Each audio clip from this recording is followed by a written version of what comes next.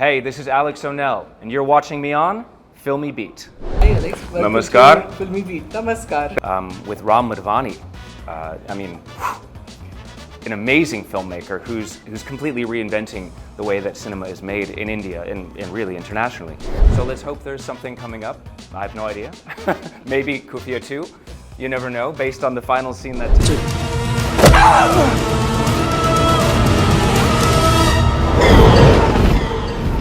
If you're on stage and you're performing comedy and people are crying, you've done something wrong. If you're performing drama and people are laughing, you've done something very wrong. Oh, yeah. So you have instant feedback. Yeah. I love acting, I love making music, and India has given me the opportunity to do those things. Well, thanks for bringing up Joker. You know what? I love that movie. Did you? Awesome. Whatever people say, My friends' I love kids love that film because You're single right now or not? I'm not single right now. Okay. My heart's broken.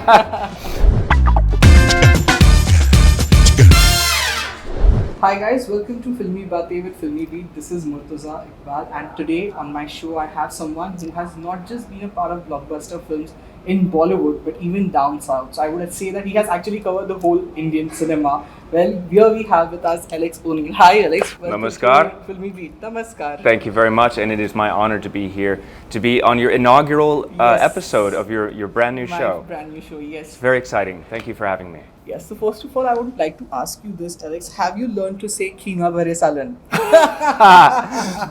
Right out of the gate, that's the first question. Wow. Kima bare salam morak kupulao. Yes. It took me a long time, but I had Amitabh Bachchan as my guide on that journey. So by the end of the film, I was able to say it properly. But yeah, thanks for reminding me. It's been a long time since I've thought about Chinikam, but it's a film that really introduced me to this industry. And as we'll talk about in a moment, it has a very interesting connection to Khufiya. Yes, of course, and that's Tabu, man. Yes, exactly. After 16 years, I think you guys have worked again. How has been to be on the set with her again after such a long gap? Phenomenal. Well, you know, the experience that I had with Tabu in Chinikam was really just as a spectator. All of her scenes were with Amitabh Ji, and all of mine scenes were with Amitabh, but we never had any scenes together. So I was just seeing her, watching her perform, and obviously being awestruck by that. She's a legend. But we had no scenes together, even though our credits at the end of the film were close to each other. So that was lovely, a wonderful experience, even just to be in the same room with her. But this thing happened again. I don't know if you know, this film is called Urmi. It's myself, Prithviraj, yes, a South Indian film by Santosh Sivan. And it also stars Janili D'Souza and Prabhudeva and Tabu. But once again, no scenes together. So finally, on the third try with Khufiya, the long-awaited opportunity to act face-to-face with this incredible actress finally came to fruition, and it was worth the wait, because I think that the scene that we share in this film, it's a long one. It's only one, but it's a long one, and it's a very interesting one, and there's actually a lot to talk about behind that scene, because it's very different from the way that it was written in the screenplay. But I have to say that it was well worth the wait, because it's a beautiful scene. She's performed phenomenally well, and Vishalji has captured it beautifully, like the entire film, like all of his films. He's captured it beautifully. Right. You know, of course, I would like to know, did she remember you? Did she say that, okay, we have done movies together, but we didn't have any scenes? Did you have a conversation like that? And she was sweet enough to at least pretend to remember me. I don't know if she truly did, but we had met a few times along the way. You know, you do tend to meet almost everyone involved in a film, especially when those films are being shot on location. And Urmi was a film that we shot in Malshed Ghat in the midst of the monsoon, with mud up to our ankles, sometimes to our knees. So it was an experience shooting, and one of the best parts of that experience was meeting some of the phenomenal actors that were assembled. Even Vidya Balan did a role, and having done a double role in that film, I was exposed to essentially the entire cast, even Tabu, who did only a song. So she was kind enough to either remember me or pretend to remember me. But she's really sweet. She's not only a wonderful actor, but she's a wonderful human being. So she certainly made me feel welcome, which was lovely. Right. You know, of course, how was it to team up with Vishesh Bhatt? He is one of the best filmmakers we have in the industry, and of course with Khufiya also, he has once again proved that. So how was it to team up with him? How did you get this role? Tell us something about Well, there's that. two big questions. Yeah. I will start with your first question. What was it like to work with Vishal? And you're right. I've worked with some of the best filmmakers that this country has to offer. And you know, I mentioned a moment ago Santosh Shivan, who is internationally recognized as probably one of the best cinematographers that is alive today. You know, also Srijit Mukherjee. He and I have done 3 projects together. Yes. I've had the opportunity to shoot with Tigmanshu Dhulia on 2 films. With Ram Madhvani. I mean, an amazing filmmaker who's completely reinventing the way that cinema is made in India and really internationally. But Vishal Bharadwaj is a class apart. He's known for his not only his competent direction but his beautiful art direction. His films, you look at a frame and you know. Yeah. It's a Vishal Bharadwaj film. So that was truly a privilege, and it is an experience that I will forever remember, and hopefully I'll have more. I mean, I've had the opportunity to work with many of the directors that I've worked with multiple times. So let's hope there's something coming up. I have no idea. Maybe Khufiya 2. You never know. Based on the final scene that Tabu and I share in the film, it looks like these 2 minds have come together, and maybe there are more things that they can do together in the future. Is there a hint by any chance I don't on know. Khufiya 2? No idea. But to answer your other question, how did I come across this role? Yeah. I believe the casting director, who I also worked with in Ye Watan Mere Watan, another upcoming film, put me up for this role. I was actually on a paragliding trip in South Africa when the call came in from my manager saying, you know, here's this role, this is the film, this is the director, this is the cast, and by then I already knew I wanted to do it because assembling this incredible group of cast, crew, I mean, it's a dream team to be able to work with. So before she had finished, my manager Shrida, she does a phenomenal job of keeping in touch with me no matter where I am. Even if I'm soaring above the earth in a paraglider, she'll know how to reach me. So before she'd even finished the sentence, I knew I wanted to do it. But it came to me in a way that most of the projects do, and I think that's essentially through recommendations. You know, I can kind of trace my career all the way through, and I can figure out, okay, you know, I did this film, and then this DOP recommended me to this film, and then from there an actor recommended me here, and so on. So really word of mouth and recommendation is how my career has been built, and I think Khufiya is no exception. Right. You know, of course, I would like to go back 15, 16 years back when you So would actually started it. When you actually started it, you know, I would like to know, you are not from India. What made you think that I have to start working as an actor in Indian film industry? That's a good question. So actually, I was a stage actor in the US for 10 years before I even saw a film camera. And I think that was a really good way to learn how to act, because if you're on stage and you're performing comedy and people are crying, you've done something wrong. If you're performing drama and people are laughing, you've done something very wrong. Oh, yeah. So you have instant feedback. Yes. With regards to how your performance is landing with the audience. So 10 years of theater, and then I had done television commercials, some television work in the US, and modeling. And modeling is an interesting profession, especially in India. When I was here, I was traveling for something totally unrelated, and I actually was approached by a friend of mine who was casting for an ad. And they were looking for models, they were looking for actors. And the interesting thing is that a lot of the biggest directors, even the biggest directors in India, between their films will shoot ads. And so, you know, R. Balki, for example, who was working for Low Lintas at the time, was making ads. And I think I met him through an ad. He put me in Chini Kam, and then I was recommended through someone involved with Chini Kam for Loins of Punjab Presents. And then after those 2 films did quite well, along came Nach Baliye. And Nach Baliye gave me pan-India exposure. So I was never really gunning to work in Bollywood. Obviously, I was aware of Bollywood cinema. I was aware of Indian cinema in general. But it's just something that organically happened. And I grew to love it. And I love acting. I love making music. And India has given me the opportunity to do those things. Right. You know, of course, I would like to know that you have worked in South films as well and Bollywood films as well. If I have to ask you, is there a difference between these 2 cinemas? Do you find anything when you go on the set, or is it the same? you said a moment ago, let's go back 15, 16 years. I'd like to do that. And one of the reasons why I'd like to go back is to spend a little more time working on the South Indian projects that came my way. If you're familiar with Madrasa Pattanam, which was Amy Jackson's first film, it was me, Arya, and Amy Jackson. A film by A.L. Vijay, who's one of the finest directors in South India. It was a beautiful film, and I remember it had released all over the world, but it was never promoted.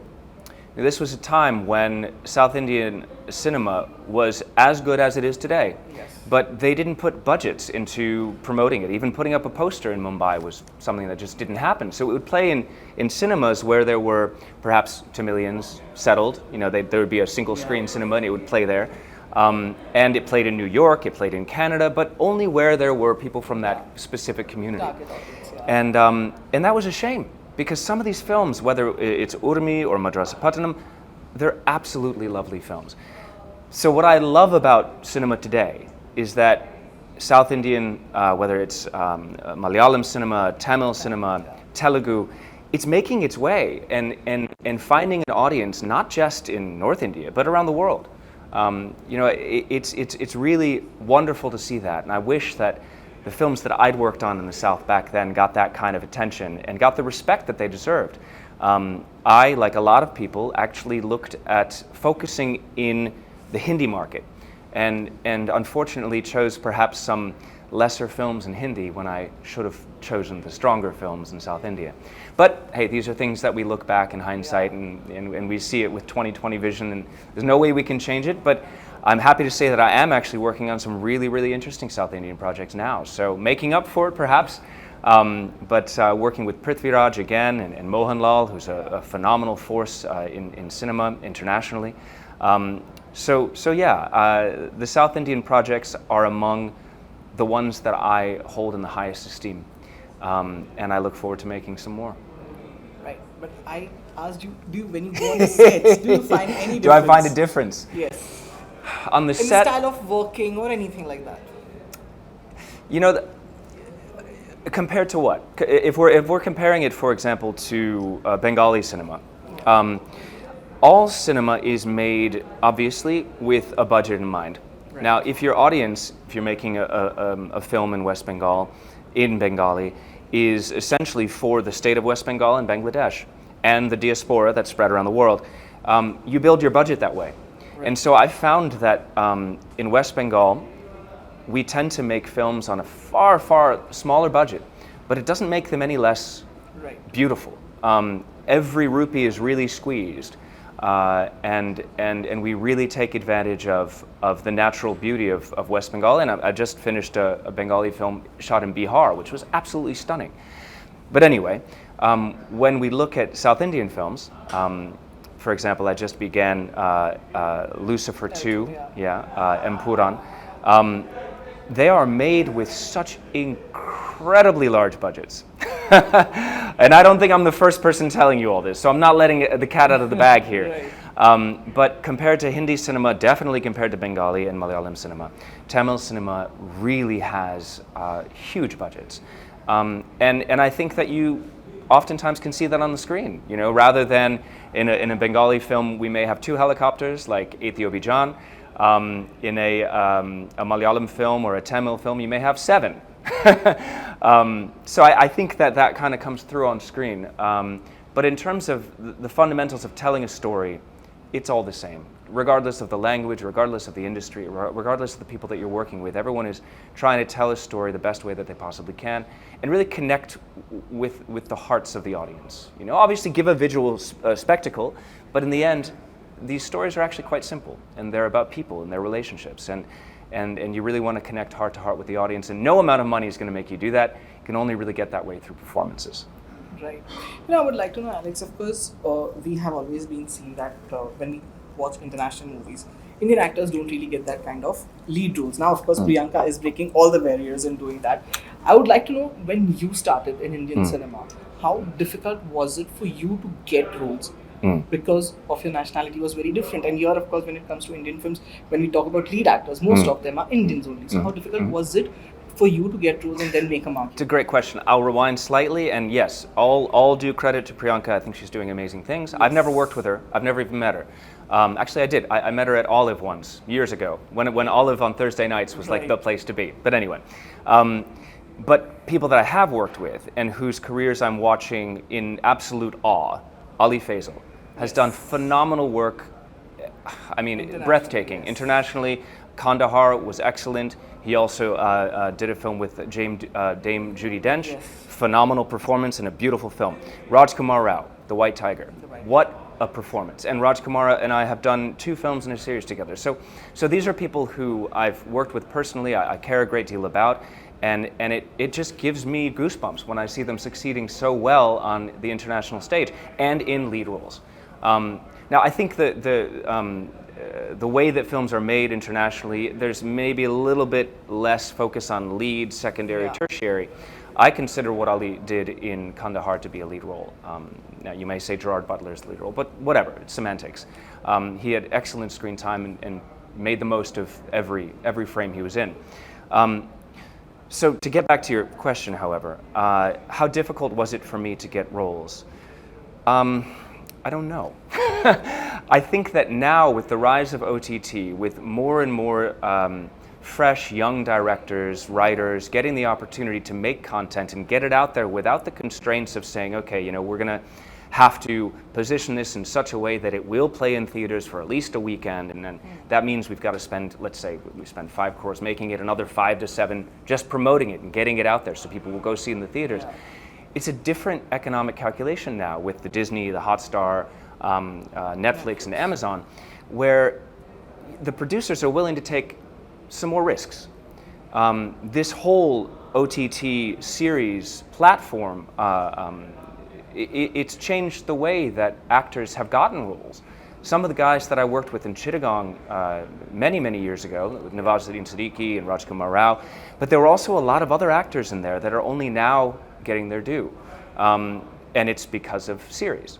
Even the biggest actresses and actors that have done extremely well in film are also working on OTT platforms now. So I think that I do a lot more work now than I did before. Before I was doing mainly only films, and there was time between each film in terms of shooting and release. Now I'm doing a lot more things simultaneously. But how hard is it to get roles? You know, I don't know. I've been quite lucky because I think that a lot of times people that are making films will rely on the advice of the people they're working with, whether that's the DOPs or writers, directors. And I've really benefited from being recommended. As I mentioned a moment ago, I can kind of trace each film to a previous film or series and so on. But I think more than anything else, I've benefited from the fact that I've had interests other than acting. Whenever I'm not filming, I'm paragliding or scuba diving or motorcycle riding or any one of my other hobbies and interests, making music, for example. And so this gives me a kind of the critical ability to say no to projects that aren't right for me. And I think by saying no to projects that weren't right for me, and I made some mistakes, of course, in that way, saying yes to projects that weren't right for me, but saying no to the ones that aren't right for me, emphatically chasing up on the ones that were doing the best that I possibly could between action and cut, I haven't really felt the struggle that I think a lot of people may have. Because when films are not happening, I turn my focus to other things. And I don't really focus too much on the things I'm not getting. I know it's a strange answer, but I don't really know how hard it's been for me to get work. I have noticed that I'm doing more and more work as time goes by, that roles that I'm getting are integral to the story, but they always have been. So, I don't know. Difficult question to answer, I think. Right. You know, of course, as I said, you have been quite lucky with the directors, but even with your co-stars, like very rare people get a chance to start with Amitabh Bachchan. Yeah, I know, Then right? of course there was Akshay Kumar in Joker. you have been that lucky. Tell us some anecdotes about working with these superstars. When Well, you work with them. thanks for bringing up Joker.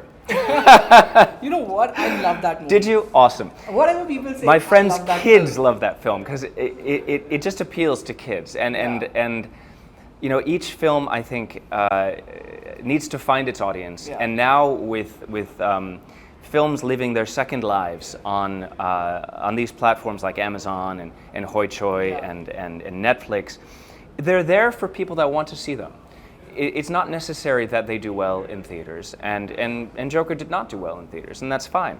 But there are people like yourselves and many others that I know that appreciate these films, and I'm glad that they're available. I'm glad that they're out there, and I'm happy to have made it.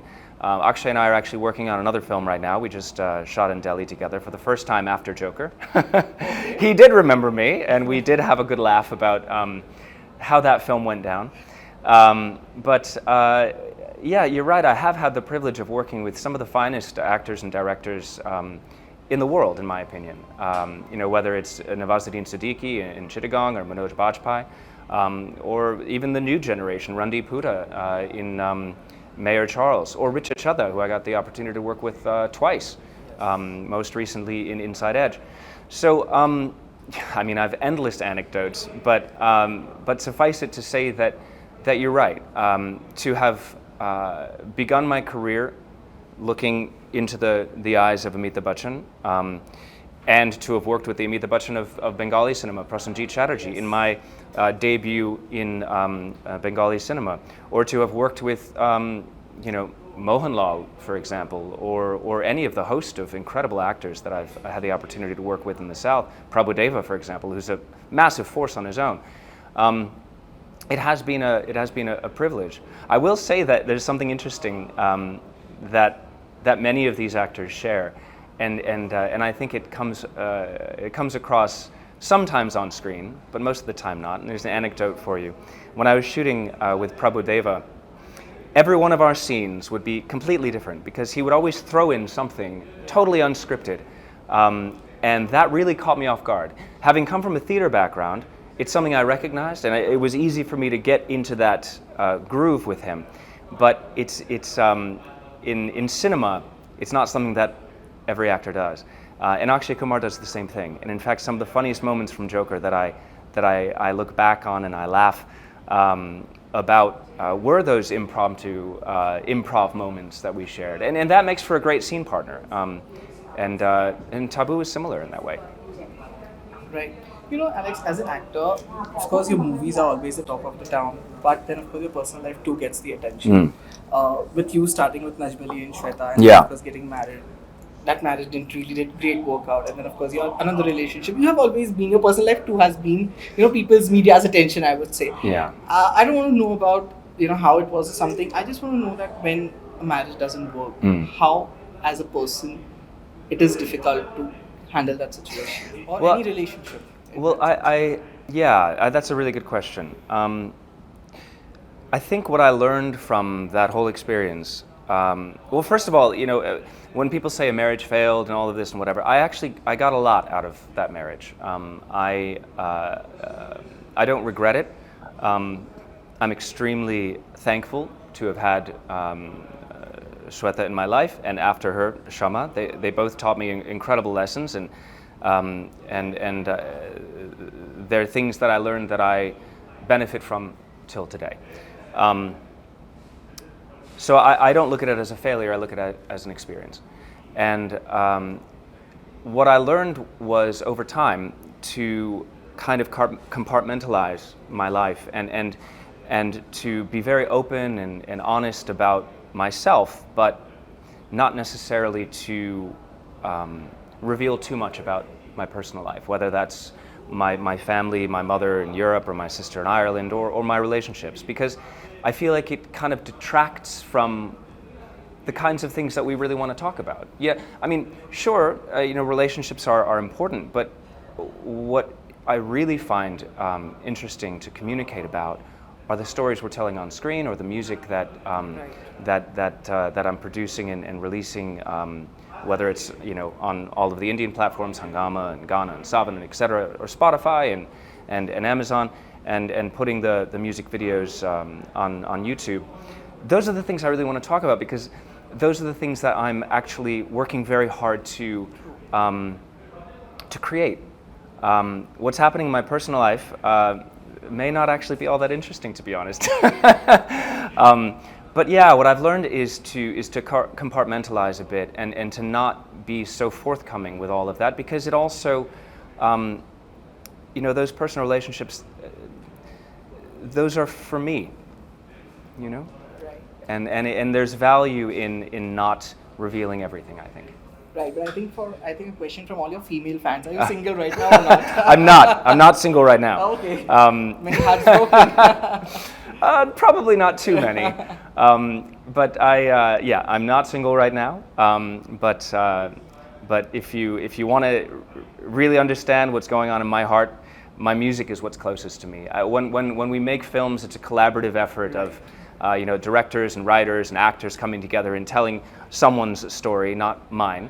But when it comes to music, I'm telling my own story. So for those that are heartbroken, don't be heartbroken. You can come connect heart to heart through my music. Right. So lastly, before I wrap up the show, I want to know what's happening next. Though you have given me behind the scenes a lot of the details, but I think now it's on camera we talk about Yeah, it. sure.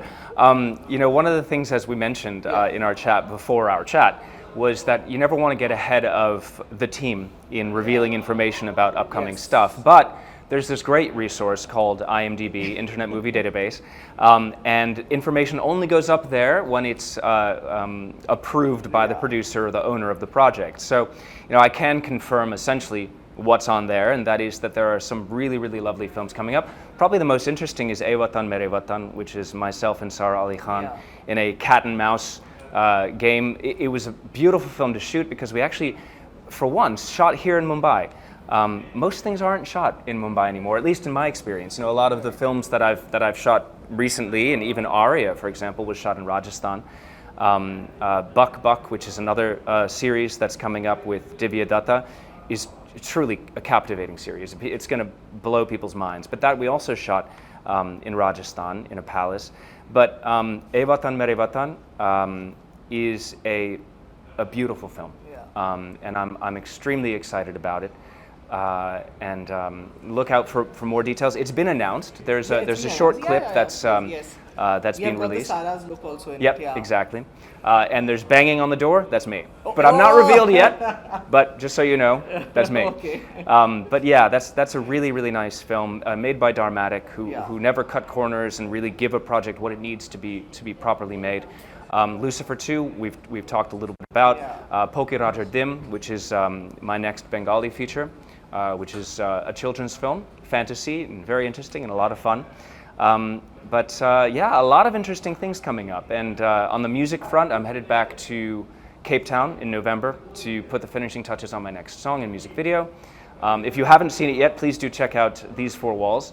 I released an acoustic version that was recorded here in India just a few weeks ago, coinciding with the release of Khufiya to an extent. So I'm very excited about the upcoming music and also the films and series. Now, after years of shooting, a lot of these projects are finally getting completed. I mean, the effects of COVID have really been felt for a great deal of time. And some of the projects that were in development during COVID, like for example, Lucifer 2, is the sequel to a film, It's which been is long. 4 years ago. About it, Yeah, so it's been a while that this was in the making, and only now are a lot of the effects of COVID finally being overcome. So there's a lot of great content out there, not just from me, but really from so many artists. And I'm just excited for the entire industry, music and film. There's so much beautiful work that's getting released now. Right. Alexx, thank you for being with us. It was so lovely chatting with you. My pleasure. And congratulations on your new show. Thank you, and all the best for your future projects. Thank you very much. Thank you.